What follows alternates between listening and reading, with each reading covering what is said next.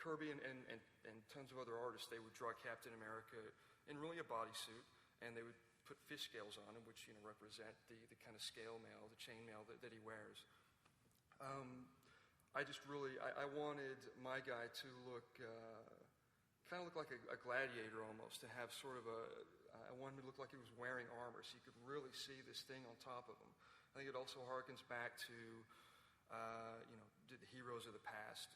I like that he's wearing a shield. I try to make the mask look a little more helmet-like, and I wanted to give him some weight. I wanted him to look like someone who was really, really wearing something, not just spray painted.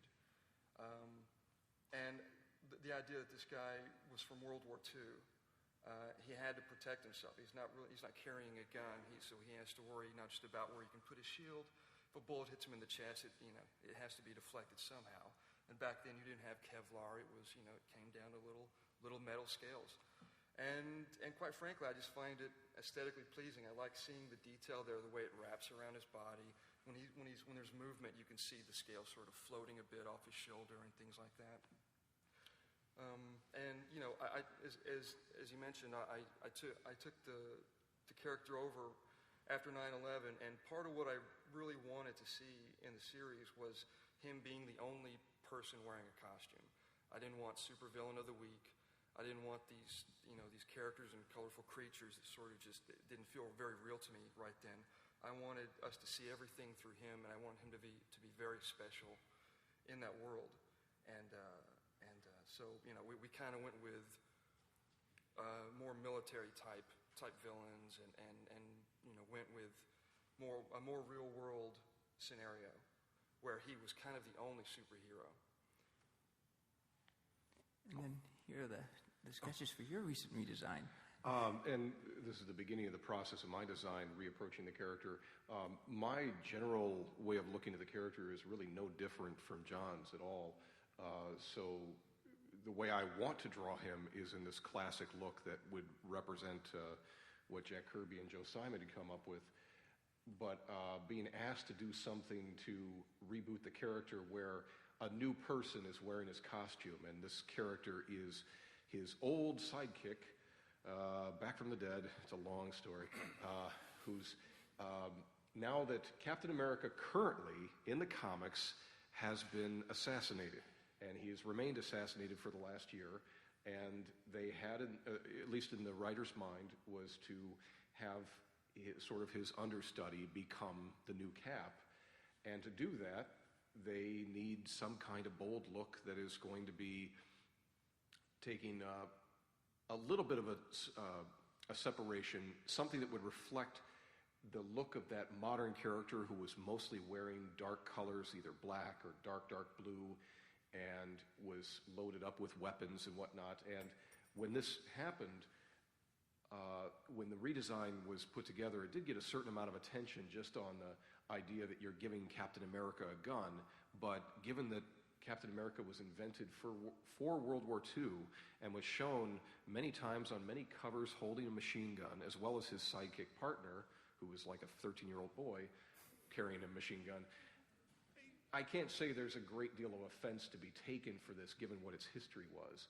But the design aesthetic here was to go back to the original shield, the one he had in his first appearance, which was more shield-shaped, a triangular shield, and put it on the chest, having the point go down into the abdomen, making it a very dramatic shape so that you get rid of the belt buckle, you make it more about how the angles on the abdomen point down into the pelvis, and it's enhancing the stripes themselves are like the muscles coming up your midsection, and then treating that shape like a clean metallic shield that will protect the body more than previously with chainmail, because chainmail realistically, or scale mail, would not really stop a bullet. At best it would stop a knife. And because we're in the days of fantastic Iron Man inspired fabrics and such, you can pretty much turn it into whatever you like. And so we went through a number of iterations of it, trying to figure out how to apply this whole body piece. I was trying to sell them on a reboot of the A and the wings attached, as that you can see by that design there. I had no takers for that idea of my design, but eventually I just tried to keep it simple that you've got the A on the forehead, the wings on the side, and by the head itself, at a glance, it looks like Captain America. Even without the visible ears, it doesn't really make a dramatic change, but the metallic finish will add this extra spit and polish that'll hopefully make it feel like, something's different. And since we, at this time, don't know exactly how they might be taking it for the feature film they're going to make, they could be figuring out ways of doing either the old rustic look or some new, more futuristic version that's even more changed than what I came up with here. Here, they're having the black bodysuit and dark boots, dark sleeves is a jarring effect, but realistically, people may be balking at the white sleeves. We don't know what's going to happen in cinema. I love the character as he is. I just think that if you take generally the main character without like you see the far head studies I did of the classic Captain America compared against my new reboot one. The classic Captain America has a very, very dark navy blue, and I think that's appropriate. You look at the American flag, it's a dark navy blue. It's not bright day-glow blue like he's normally colored, and I think Captain America has been one of the brightest characters in comics, but probably shouldn't be illustrated as such. Oh. So, you want to jump all the way to this? No, I was going to say, it'd be nice to, because we've been talking for a while, to open up to questions. Well, I want to ask John a question. Yeah. So you did designs for the Watchmen film, right? What's up with that Night Owl outfit? Well, I'm only part of the process. I understand. I'm only part of the process.